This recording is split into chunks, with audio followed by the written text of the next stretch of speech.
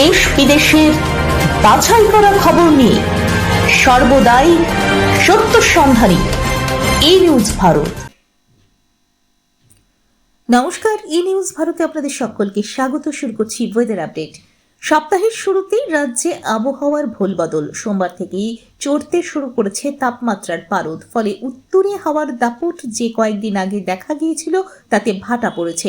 আগামী 2 দিন থেকে 3 দিনের মধ্যে দক্ষিণবঙ্গের জেলাগুলিতে তাপমাত্রা গড়ে 2 থেকে 3 ডিগ্রি সেলসিয়াস পর্যন্ত বেড়ে যাওয়ার সম্ভাবনা রয়েছে।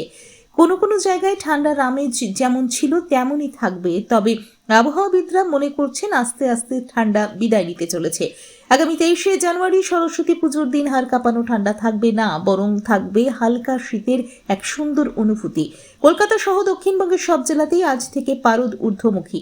তবে আলিপুর আবহাওয়া দপ্তর জানাচ্ছে শীত এখনই একেবারে উধাও হয়ে যাচ্ছে না। শীতের হালকা রেশ বজায় থাকবে। ফেব্রুয়ারি থেকে পাকাপাকিভাবে শীত বিদায় নিতে চলেছে। উত্তরবঙ্গের দার্জিলিং সহ পাহাড়ি এলাকায় এখনো হাড় কাঁপানো ঠান্ডার আমেজ বজায় রয়েছে। দার্জিলিংয়ে আরো কয়েকদিন এই পরিস্থিতি থাকলেও উত্তরবঙ্গের বাকি জেলাগুলিতে সোমবার থেকে ধীরে ধীরে তাপমাত্রা বাড়বে। আজ কলকাতায় রৌদ্রোজ্জ্বল দিন। আজ কলকাতা ও তার পার্শ্ববর্তী অঞ্চলে দিনের সর্বোচ্চ তাপমাত্রা 26 ডিগ্রি সেলসিয়াস, সর্বনিম্ন 13 ডিগ্রি সেলসিয়াস। বাতাসের আপেক্ষিক আর্দ্রতার পরিমাণ 36%। ব্যুরো রিপোর্ট, ই নিউজ ভারত।